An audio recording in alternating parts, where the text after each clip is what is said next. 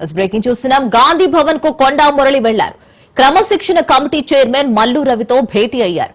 క్రమశిక్షణ కమిటీకి 15 పేజీలతో కొండా మురళి నివేదిక ఇచ్చారు. ఇటీవల కొండా దంపతులపై వరంగల్ నేతలు ఫిర్యాదు చేశారు. దీంతో గాంధీ భవన్ కు వెళ్లి తమ వ్యాఖ్యలపై నివేదిక ఇచ్చారు కొండా మురళి. వరంగల్ ఎమ్మెల్యేలపై కొండా మురళి కంప్లైంట్ చేశారు. ఫిర్యాదులో పలువురు నేతల పేర్లను కొండా మురళి ప్రస్తావించారు. Wardhannapet MLA Nagaraju, Bhupalpally MLA Gandra Satyanarayana, Parakala MLA Revuri Prakash Reddy, Warangal west MLA Nayini Rajender Reddy, Kadiyam Srihari, Basavaraju Saraiah, Vem Narender రెడ్డిపై ఫిర్యాదు చేశారు. మంత్రి సీతక్కతో ఇబ్బంది లేదని కొండా మురళి తెలిపారు.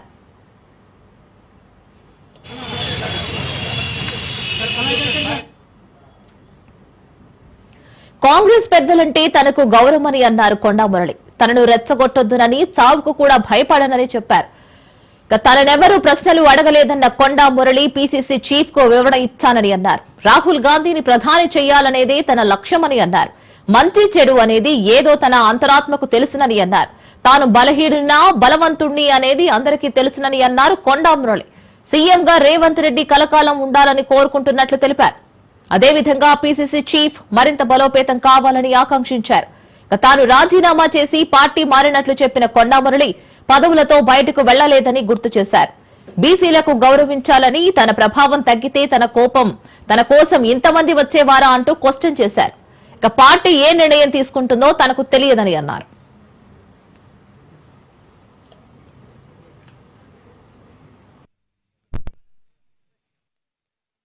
నేను ఒకటే మాట చెప్తున్నా, కాంగ్రెస్ పార్టీ అన్నా, కాంగ్రెస్ పార్టీ పెద్దలన్నా నా గౌరవం. ఎందుకంటే ఆ రోజు మీరు చూసిన రాజశేఖర రెడ్డి గారి గురించి త్యాగం చేసినాం. మరి ఈ రోజు కూడా ఒకటే, రేవంత్ అన్న ఇలా ముఖ్యమంత్రిగా మళ్ళా ఉండాలని. బీసీ నాయకుడు మరి మహేష్ కుమార్ నిన్న పిసిసి అధ్యక్షుడు అయినందుకు ఇక్కడికి రావడం జరిగింది. నన్ను ఎవ్వరేం క్వశ్చన్లు అడగలేదు. అందరూ కూడా నాకు దగ్గరే. రాహుల్ గాంధీ గారు అంటే నాకు గౌరవం కాబట్టి ఆ రోజు మరి నేను మాట్లాడడం జరిగింది. ఈరోజు కూడా సోనియా గాంధీ గారన్నా ఇక రాహుల్ గాంధీ గారిని ప్రధానమంత్రి చేయాలనే ఆ తపన నా దగ్గర ఉంది. కాబట్టి మీరు ఎవ్వరు కూడా దీన్ని వేరే విధంగా అర్థం చేసుకోవద్దు. ఇప్పుడు కాంగ్రెస్ అంటే గౌరవం, దయచేసి దీన్ని వేరే విధంగా చిత్రీకరించవద్దని మరి కోరుకుంటున్నాను. మంచిదో చెడ్డదో అనేది నా అంతరాత్మ తెలుసు అంతే తప్ప దాన్ని బహిరంగంగా చెప్పాలి అనేది అదేదో వివరణ వాళ్ళకి ఇవ్వడం జరిగింది. ఎవరికి ఇలా మల్లు రవణకు చెప్పడం జరిగింది. నేను బలవంతున్నా అనేది మీకు తెలుసు, ఇవాళ ప్రజలకు తెలుసు, భారతదేశంలో ఉన్న ప్రతి ఒక్కరికి తెలుసు. దయచేసి నన్ను రెచ్చగొట్టకండి. నేను మొదలే చెప్తున్నా, నేను బలహీనుని కాదు, సాగుకు భయపడా. ఇంకా 4 బుల్లెట్లు ఉన్నాయి నా దాంట్లో. నేను అందుకే కొంచెం నీడకు వస్తారా అని అడిగినా. లేదు మా మీడియా ఆయన చెప్పడం జరిగింది. అక్కడనే పెట్టిందన్నా ఎండైనా మీరు రండి అని. అసలు నాకు ఆ విషయం తెలియదు. మరి మీరే సృష్టిస్తానేమో కానీ నాకు ఆ విషయం కూడా తెలియదు. ఒకటే మాట. పీజీఆర్ ఫ్లైఓవర్ ను సీఎం రేవంత్ ప్రారంభించారు. ఇవాల్టి నుంచి పీజీఆర్ ఫ్లైఓవర్ అందుబాటులోకి వచ్చింది.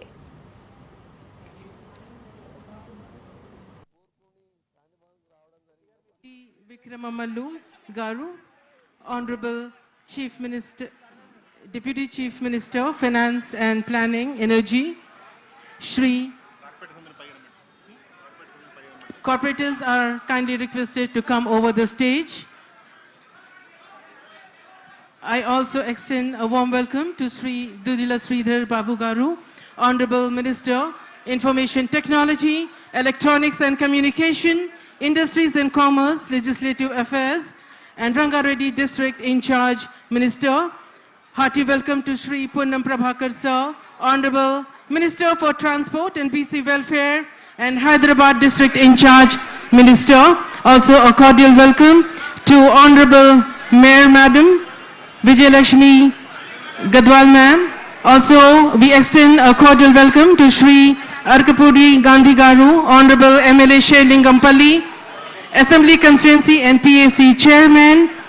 Hearty welcome to Vem Narendra Garu, Advisor to CM, Shri P. All the corporators are kindly requested to come over the dais. A hearty welcome to Punnam Prabhakar Garu. Family of PGR, please come over the dais. The entire family is with us today. And they want to felicitate CM and the cabinet for Now the family, they want to felicitate our Honorable Chief Minister of Telangana, Revanth Reddy sir. A historic moment, a beautiful moment.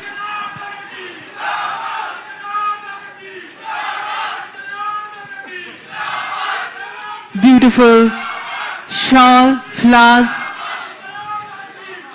PJR family. decision to name PGR historical decision. It's a historic decision. The flyover has been named after PJR sir.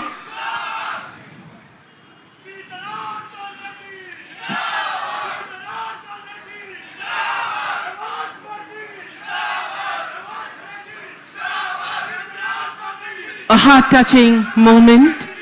The flyover named after PJR Garu, and here we have the entire family.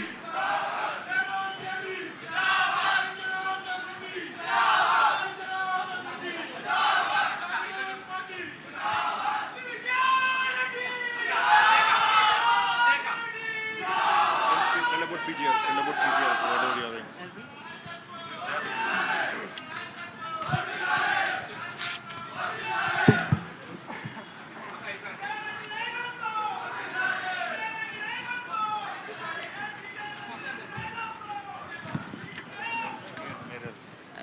Ladies and gentlemen, you are kindly requested to arise for the state song. We have the state song Jai Jai Telangana. Kindly arise.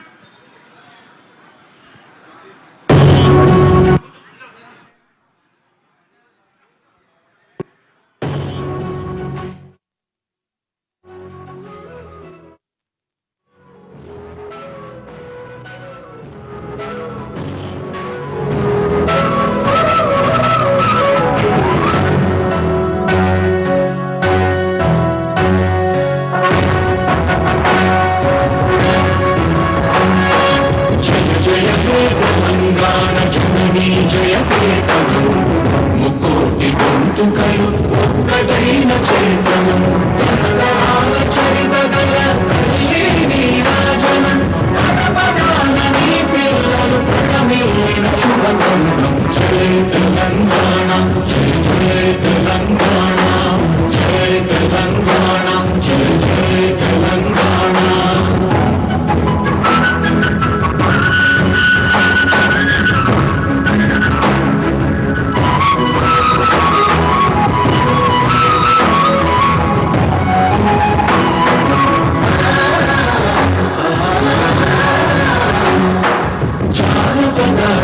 జీవన జావళీలు జానువాన కవిదాయక వైతాళిక కళల మంజీరాలు జాతిని జాగరణ పరచే గీతాల జనజాతర అనునిత్యం నీ గానం అమ్మ నీవే మా ప్రాణం. జయ తెలంగాణ జయ జయ తెలంగాణ జయ తెలంగాణ జయ జయ తెలంగాణ.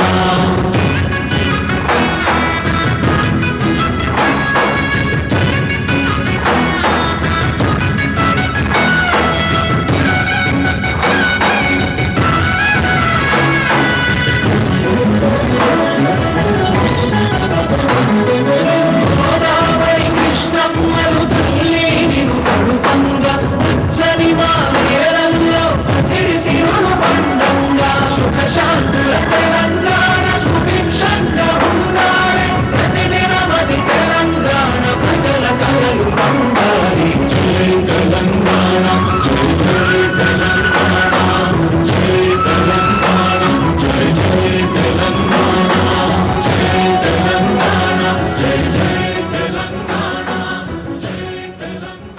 అందరూ కూర్చోవచ్చు ఇప్పుడు. ఇంకా ఇప్పుడు మన మేయర్ మేడం అడ్రస్ చేస్తారు, వెల్కమ్ అడ్రస్, ఇంకా ఈవెంట్ మీద ప్రిసైడ్ చేస్తారు.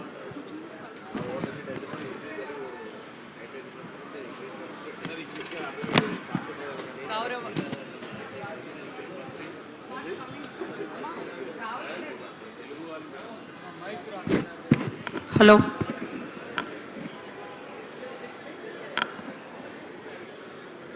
గౌరవ ముఖ్యమంత్రి శ్రీ రేవంత్ రెడ్డి గారికి, గౌరవ మంత్రులు పొన్నం ప్రభాకర్ గారికి, మరియు దుద్దిల్ల శ్రీధర్ బాబు గారికి, ఎమ్మెల్సీ పట్నం మహేందర్ రెడ్డి గారికి, మరియు ఎమ్మెల్యే అరపూడి గాంధీ గారికి, ఎమ్మెల్సీ దయాకర్ గారికి, ఎంపీ అనిల్ కుమార్ యాదవ్ గారికి, మరియు ఇక్కడికి విచ్చేసిన కార్పొరేటర్లకి, కార్పొరేషన్ చైర్మన్లకి, జిహెచ్ఎంసీ కమిషనర్ కర్ణన్ గారికి, వివిధ డిపార్ట్మెంట్స్ ఉన్నతాధికారులకు, మీడియా మిత్రులకి, ఇక్కడికి విచ్చేసిన అక్క చెల్లెలకి, అన్నతమ్ములకి అందరికీ పేరు పేరున హృదయపూర్వక నమస్కారాలు. హైదరాబాద్ గచ్చిబౌలి ట్రాఫిక్ రద్దీని గణనీయంగా తగ్గించనున్న ఔటర్ రింగ్ రోడ్డు నుండి కొండాపూర్ మార్గంలో నిర్మించిన పి జనార్దన్ రెడ్డి ఫ్లైఓవర్ను ముఖ్యమంత్రి శ్రీ రేవంత్ రెడ్డి గారి చేతుల మీదుగా ప్రారంభించుకోవడం చాలా సంతోషంగా ఉంది. ఈ సందర్భంగా అందరికీ శుభాకాంక్షలు తెలియజేస్తున్నాను. దివంగత కాంగ్రెస్ నాయకుడు మాజీ మంత్రి పి జనార్దన్ రెడ్డి గారి జ్ఞాపకార్థం ఈ ఫ్లైఓవర్కు ఆయన పేరు పెట్టాలి అని ఆలోచన వచ్చినందుకు నేను సీఎం రేవంత్ రెడ్డి గారికి హైదరాబాద్ నగర ప్రజలందరి తరపున ధన్యవాదాలు తెలియజేస్తున్నాను. గౌరవ ముఖ్యమంత్రి శ్రీ రేవంత్ రెడ్డి గారు ఒక నిజమైన విజన్ ఉన్న లీడర్. తెలంగాణను అభివృద్ధి పదంలో నడిపిస్తున్నారు. నిత్యం ఎన్నో సమస్యలు, మరెన్నో సవాళ్లు సమర్థవంతంగా అధిగమిస్తూ ప్రజాపాలన అందిస్తున్నారు.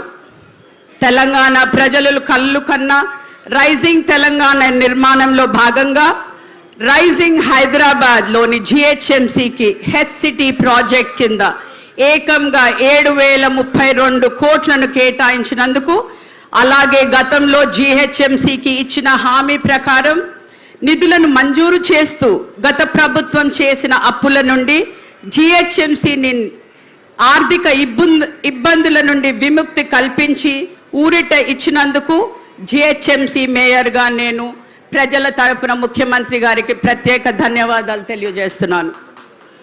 ట్రాఫిక్ కష్టాలను శాశ్వతంగా పరిష్కరించి హైదరాబాద్ను అంతర్జాతీయ స్థాయికి తీసుకువెళ్లే లక్ష్యంతో మన ముఖ్యమంత్రి గారు నగరానికి సరికొత్త జోష్ తీసుకువచ్చారు. హైదరాబాద్ను మరో అద్భుత నగరంగా తీర్చిదిద్దడంలో ఆయన పట్టుదల, సంకల్పం నిజంగా ప్రశంసనీయం. ఈ ఫ్లైఓవర్తో హైదరాబాద్ నగర రవాణా వ్యవస్థలో గణనీయమైన మార్పు తీసుకువస్తుంది. సుమారు 172.72 కోట్ల వ్యయంతో నిర్మించిన 1.2 కిలోమీటర్ల పొడవు, 24 మీటర్ల వెడల్పుతో 6 లేన్లతో నిర్మించారు. ఇది నగరంలో ట్రాఫిక్ సమస్యలను పరిష్కరించడంలో కీలక పాత్ర పోషిస్తుంది. ఫ్లైఓవర్ ఓఆర్ఆర్ నుండి కొండాపూర్ టు హఫీజ్పేట్ మార్గాలకు వెళ్లే వాహనదారులకు, అలాగే హైటెక్ సిటీ, ఫైనాన్షియల్ డిస్ట్రిక్ట్కు మెరుగైన కనెక్టివిటీ అందిస్తుంది. ప్రయాణ సమయాన్ని ఆదా చేయడంతో పాటు ట్రాఫిక్ సమస్య తీరుతుంది. ఈ పీజేఆర్ ఫ్లైఓవర్ నగర అభివృద్ధిలో మరొక మైలురాయిగా చెప్పవచ్చు. చివరిగా నేను చెప్పేది ఒకటే, హైదరాబాద్ అభివృద్ధి ప్రజలందరి సహకారంతోనే సాధ్యమవుతుంది. నగరాభివృద్ధికి ప్రతి ఒక్క పౌరుడు తమ వంతు కృషి చేయాలి. ఈ అభివృద్ధి కార్యాచరణలో మనమంతా కలిసి ముందుకు సాగుదాం. నగరాన్ని అభివృద్ధి పథంలో నడిపిస్తున్న ముఖ్యమంత్రి గారికి, ఉప ముఖ్యమంత్రికి మరియు మంత్రులందరికీ నా ధన్యవాదాలు తెలియజేస్తున్నా. ఉమ్మడి కరీంనగర్ జిల్లాలో మంత్రి శ్రీధర్ బాబు పర్యటించారు. పలు అభివృద్ది పనులకు శంకుస్థాపన చేశారు. కూచిరాజ్పల్లి శివారులో 162 కోట్లతో నిర్మించనున్న శ్రీపాద రింగ్ రోడ్డు నిర్మాణానికి, మంథని పట్టణంలో 22 కోట్ల నిధులతో నిర్మించనున్న 50 పడకల ప్రభుత్వ వైద్యశాల నిర్మాణ పనులకు భూమి పూజ చేశారు. మంథనితో పాటు నియోజకవర్గ వ్యాప్తంగా రహదారులను నిర్మించి మౌలిక వసతులను ఏర్పాటు చేయడమే తన ప్రధాన లక్ష్యమని అన్నారు. మంథని ప్రాచీనమైన గ్రామమని, ఇక్కడ ఇరుకైన రోడ్లు, కాలువలు ఉండడంతో పెరుగుతున్న ప్రజల అవసరాలను బట్టి మార్పులు చేయాల్సి వస్తుందని అన్నారు.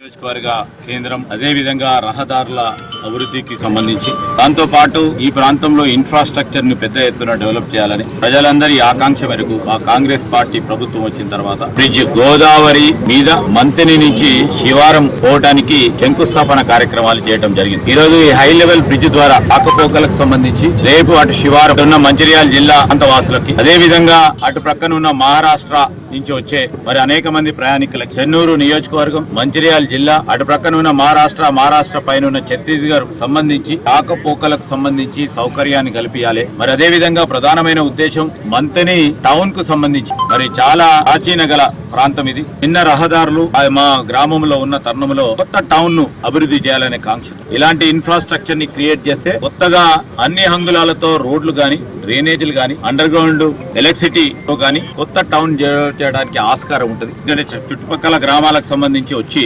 మంతెనలో చాలా మంది స్థిరపడతా ఉన్నారు. అలాంటి సందర్భంలో మరి వారికి రవాణా సౌకర్యం, కమ్యూటింగ్ ఫెసిలిటీ, వ్యాపారాలకు సంబంధించి ఆ మిత్రులు కూడా మమ్మల్ని కోరడం జరిగింది. ఈరోజు మంతెని నియోజకవర్గ కేంద్రం అదే విధంగా రహదారుల అభివృద్ధికి సంబంధించి తెలంగాణలో ఆయిల్ పామ్ సాగుకు ప్రభుత్వం పెద్దపీట వేస్తుందని అన్నారు మంత్రి తుమ్మల నాగేశ్వరరావు.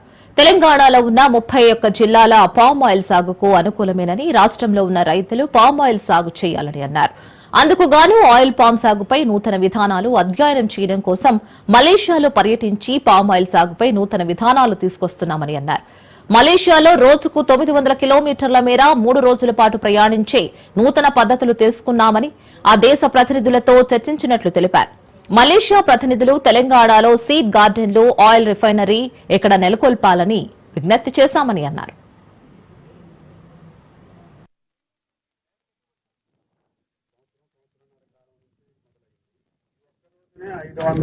ఎకరాలు వేస్తున్నారు ఈ జిల్లాలో. ఒక ఆయిల్ ఫామే వేయమంటలా నేను. ఇంకా హార్టికల్చర్ కి సంబంధించినటువంటి అనేక పంటలు ఉన్నాయి. పక్కనే మీరు కర్ణాటక పోయినా, లేదు అనంతపురం కింద పోయినా, పక్కన ఉన్నటువంటి కేరళకి పోయినా అనేక రకమైనటువంటి పంటలు పండిస్తున్నారు. ఆ పంటలన్నీ కూడా అధిక ఆదాయం వస్తున్నాయి. మనకి 3 లక్షలు, 4 లక్షలు, 5 లక్షల రూపాయలు వచ్చే పంటలు కూడా ఉన్నాయి. నిన్న మొన్న అకాడమీ అని ఆస్ట్రేలియాలో పండేటటువంటి పంట అది మన దేశంలో, మన పక్క రాష్ట్రాల్లో కూడా పండిస్తున్నారు. అది కేజీ 4,000 ఉంది. ఆ రకంగా లక్నకు, జాజి, అదేవిధంగా వర్ష, ఆర్కానట్, అదేవిధంగా మిరియం, ఇటువంటి పంటలన్నీ కూడా వేసుకుంటే తెలంగాణ పచ్చబడాలి. మనకి ఇంత మంచి భూములు ఉండి, ఇంత మంచి రైతాంగం ఉండి, ఇన్ని అవకాశాలు ఉండి మనం కూరగాయలు లేకపోతే పాలు బయటికి పంపించే స్థితికి రావాలి. అందుకనే మా డైరెక్టర్ గారు వాటి మీద కూడా దృష్టి పెట్టాలి. సంవత్సరం మాదాపూర్లోని సున్నం చెరువు చుట్టూ గుట్టు చప్పుడు కాకుండా నీటి దందా కొనసాగుతోంది. చెరువు చుట్టూ ఎక్కడ పడితే అక్కడ బోర్లు వేసి ఆ నీళ్లను పరిసర ప్రాంతాలకు సరఫరా చేస్తున్నారు. బోరబండ, మాదాపూర్, గోపన్పల్లి ఇలా అనేక చోట్లకి ఈ నీటి సరఫరా చేస్తున్నారు. సున్నం చెరువు పరిసరాల్లో భూగర్భ జలాలు అత్యంత ప్రమాదకరంగా కలుషితమవుతున్నాయని హైడ్రా పొల్యూషన్ కంట్రోల్ బోర్డు పరిశోధనల్లో వెల్లడించింది. మరి ఈ నీటిని మరగపెట్టి చల్లార్చి తాగినా విషలోహాలు తొలగిపోవని, ప్రాణాలకే ముప్పునని వైద్యులు హెచ్చరిస్తున్నారు. ఇక ఇదే అంశంపై మరింత సమాచారాన్ని మా ప్రతినిధి రాజు అందిస్తారు. హైదరాబాద్ లో చెరువుల పునరుద్ధరణ కోసం హైడ్రా ఒక ప్రణాళికను రూపొందించింది. ఇందులో భాగంగా హైదరాబాద్ లో ఉన్నటువంటి 6 మేజర్ చెరువులను అవి మరమ్మతులు చేసేందుకు, వాటిని ఎక్కడ కూడా పక్కన కబ్జాలు లేకుండా చూసేందుకు ప్రధానంగా 6 చెరువులను అయితే ముందుగా ఎంచుకోవడం జరిగింది. అందులో 6 చెరువుల్లో మొదటగా మాదాపూర్లో ఉన్నటువంటి సున్నం చెరువును హైడ్రా ఎంచుకోవడం జరిగింది. ఇందులో ఉన్నటువంటి ఈ చెరువును కాపాడడంతో పాటు ఇక్కడ చుట్టుపక్కల ఉన్నటువంటి పరిస్థితులు, అదేవిధంగా ఈ చెరువు చుట్టుపక్కల ఉన్నటువంటి కబ్జాలను కూడా నిర్వహించడానికి హైడ్రా ముందడుగు వేసింది. ఇందులో భాగంగా ఈ చెరువు చుట్టుపక్కల ఉన్నటువంటి నీటిపై కూడా పరిశోధనలు కూడా హైడ్రా పొల్యూషన్ కంట్రోల్ బోర్డుతో కలిపి పరిశోధనలు కూడా చేయడం జరిగింది. సో ప్రస్తుతం మనం ఇక్కడ మాదాపూర్లో ఉన్నటువంటి సున్నం చెరువు వద్ద ఉన్నాము. ఒకసారి మనం సున్నం చెరువు దగ్గర చూసినట్టయితే ఇక్కడ సున్నం చెరువు దగ్గర ఈ చెరువు యొక్క మరమ్మత్తు పనులు కూడా ముమ్మరంగా కొనసాగుతూ ఉన్నాయి. ఇక్కడ చెరువులో పూడికతీత పనులు కూడా ముమ్మరంగా కొనసాగుతూ ఉన్నాయి. ఈ చెరువును అభివృద్ధి చేసేందుకు ప్రభుత్వం ముందుగా హైడ్రా అయితే పటిష్టమైనటువంటి చర్యలు తీసుకుంటున్నట్టుగా కూడా మనం ఈ అభివృద్ధి పనులను చూస్తూ ఉంటే అర్థమవుతా ఉంది. దీనికి సంబంధించి ఏదైతే ఈ సున్నం చెరువు చుట్టుపక్కల ఉన్నటువంటి ఏవైతే చాలా మంది కూడా ప్రైవేట్గా బోర్లు వేసి ఆ నీటిని విక్రయిస్తున్నారని చెప్పేసి హైడ్రా దృష్టికి రావడం జరిగింది. ఈ యొక్క నీటిలో అత్యధిక శాతం కాలుష్యం లవణాలు ఉన్నాయని చెప్పేసి కూడా హైడ్రా ఇప్పటికే పొల్యూషన్ కంట్రోల్ బోర్డుతో కలిపి చేసినటువంటి ఈ సంయుక్త ఈ యొక్క ఆపరేషన్లో విస్తుపోయే నిజాలు బయటకు వచ్చినట్టుగా కూడా తెలుస్తోంది. ఈ యొక్క నీటిలో చూసినట్టయితే సీసం కానివచ్చు, కాడ్మియం, నికెల్ లోహాలు ఉండవలసినటువంటి మోతాదు కంటే ఎక్కువగా ఉన్నాయని చెప్పేసి వీరి యొక్క పరిశోధనలో బయటికి రావడం జరిగింది. సో మనం చూస్తా ఉన్నాం ఇక్కడ ఈ చెరువు చుట్టుపక్కల ప్రైవేటుగా బోర్లు వేసి నీటి వ్యాపారం చేస్తూ ఉంటారు ప్రైవేటు వ్యక్తులు. చాలా వరకు నీటి ట్యాంకర్ల ద్వారా ఈ యొక్క నీటిని ఇక్కడ ఉన్నటువంటి మాదాపూర్లో ఉన్నటువంటి హాస్టల్స్ కానివచ్చు, హాస్పిటల్స్ కానివచ్చు, అదేవిధంగా జూనియర్ కాలేజీలు కావచ్చు, ఇతర కమర్షియల్ ఉపయోగాల కోసం ఇక్కడ ఉన్నటువంటి వాటర్ను ఇక్కడి నుంచే పెద్ద ఎత్తున కమర్షియల్ అవసరాల కోసం తరలిస్తూ ఉంటారు. అయితే ఈ యొక్క వాటర్లో ప్రధానంగా సీసం, కాడ్మియం, నికెల్ లోహాలు అత్యధిక శాతం ఉన్నాయి. అవి ఆరోగ్యానికి అత్యధిక ప్రమాదం అని చెప్పేసి కూడా నివేదికలు అయితే చెప్తా ఉన్నటువంటి పరిస్థితి కనిపిస్తా ఉన్నాయి. ఇంటర్నేషనల్ స్టాండర్డ్స్ ప్రకారం 1 లీటర్ నీటిలో సీసం 0.01 మిల్లీగ్రాములు ఉండాలని చెప్పేసి కూడా ఇంటర్నేషనల్ స్టాండర్డ్ చెప్తా ఉన్నాయి. అయితే ఇక్కడ సున్నం చెరువు చుట్టూ ఉన్నటువంటి బోర్ నీటిలో 0.07 నుంచి 0.122 వరకు కూడా ఉన్నట్టుగా కూడా చెప్తా ఉన్నారు. అంటే ఉండవలసిన దానికంటే 12 రెట్లు అధికంగా ఉన్నట్లు కూడా ఈ యొక్క పీసీబీ నివేదికలో వెల్లడించడం జరిగింది. నీటిని ఎట్టి పరిస్థితుల్లోనూ తాగొద్దు, కనీసం ఇంటి అవసరాల కోసం కూడా వాడుకోవద్దు అని చెప్పేసి కూడా ఇటు హైడ్రా అధికారులు చెప్తా ఉన్నారు, ఇటు పీసీబీ నివేదిక కూడా అదే చెప్తా ఉంది. ఒకవేళ నీటి కనుక అవసరమైతే ఖచ్చితంగా ఇటు జిహెచ్ఎంసీ ద్వారా ఏదైతే ట్యాంకర్లు ఉంటాయో వాటర్ బోర్డు ద్వారా నీటిని తెప్పించుకోవాలని చెప్పి కూడా అధికారులు అయితే చెప్తా ఉన్నటువంటి సిచ్యువేషన్ కనిపిస్తూ ఉంది. ఈ యొక్క సున్నం చెరువులో చుట్టుపక్కల ఉన్నటువంటి పరిస్థితిని అధికారులు ఏదైతే ఇక్కడ ఉన్నటువంటి భూగర్భ జలాలన్నింటినీ కూడా పరిశోధించిన తర్వాత, దానిపై పరిశోధనలు చేసిన తర్వాత ఇట్లాంటి విస్తుపోయే నిజాలు బయటికి వచ్చాయని చెప్పేసి అధికారులు అయితే చెప్తా ఉన్నారు. ఇప్పటికైనా ఈ యొక్క నీటి వాడకాన్ని ఇక్కడ వాడొద్దు అని చెప్పి కూడా చెప్తా ఉన్నారు. చాలామంది ఇక్కడ హాస్టల్స్ కానివచ్చు, ఆసుపత్రులు కానివచ్చు,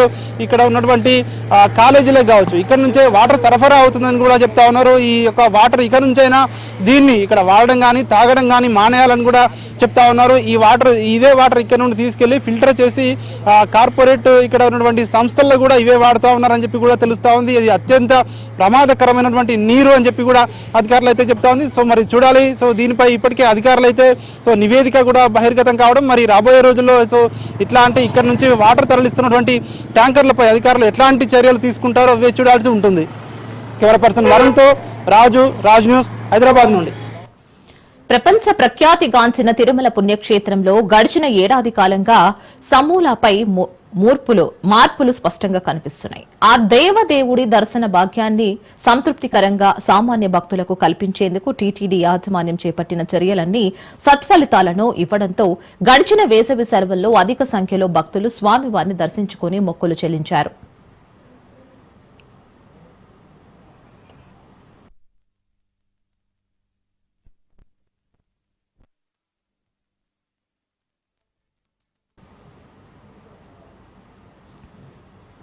కలియుగ ప్రత్యక్ష దైవం శ్రీ వెంకటేశ్వర స్వామి వారిని దర్శించుకునేందుకు నిత్యం కోట్ల మంది భక్తులు తిరుమలకు వెళుతూ ఉంటారు.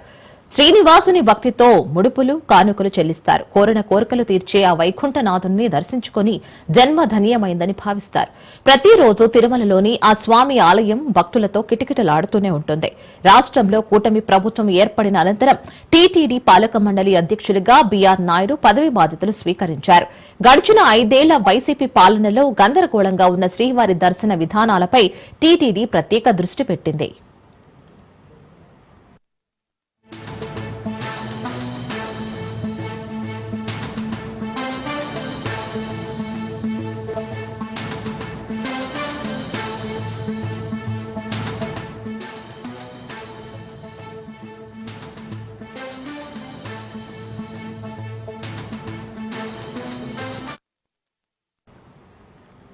ప్రతిరోజు శ్రీవారికి నిర్వహించే నిత్య సేవలు, పూజా కైంకర్యాలు పోగా మిగిలిన సమయంలో ఎక్కువ సమయంలో సామాన్య భక్తులకు దర్శనానికి వినియోగించాలన్న సదుద్దేశంతో టీటీడీ చైర్మన్ అధికారులందరూ ఒక మాటపైకి వచ్చి వీఐపీ బ్రేక్ దర్శనాల సమయాన్ని మారుస్తూ ఏప్రిల్లో జరిగిన బోర్డు సమావేశంలో నిర్ణయం తీసుకున్నారు. బోర్డు నిర్ణయం ప్రకారం మే 6 నుంచి వీఐపీ బ్రేక్ దర్శనాలు తెల్లవారుజామున 5:30 గంటలకు మొదలై ఉదయం 9 నుంచి 9:39 గంటల లోపు ముగుస్తుంది. ఈ విధానం వల్ల సామాన్య భక్తులకు వేచి ఉండే సమయం బాగా తగ్గి సామాన్య భక్తులు త్వరగా సంతృప్తిగా స్వామివారిని దర్శించుకుంటారని ఆలయ అధికారులు తెలిపారు. ఈ విధానాల గతంలో లేక గడిచిన 5 ఏళ్లలో భక్తులు చాలా ఇబ్బందులు పడ్డారని ఆవేదన వ్యక్తం చేశారు. కూటమి ప్రభుత్వంలో తిరుమలలో గణనీయంగా మార్పులు వచ్చాయని భక్తులు తెలిపారు. అన్న ప్రసాదాలు లడ్డూ రుచికరంగా మారాయని, గతం కంటే 100 రెట్లు సదుపాయాలు సౌకర్యాలు మెరుగయ్యాయని భక్తులు సంతోషం వ్యక్తం చేస్తున్నారు.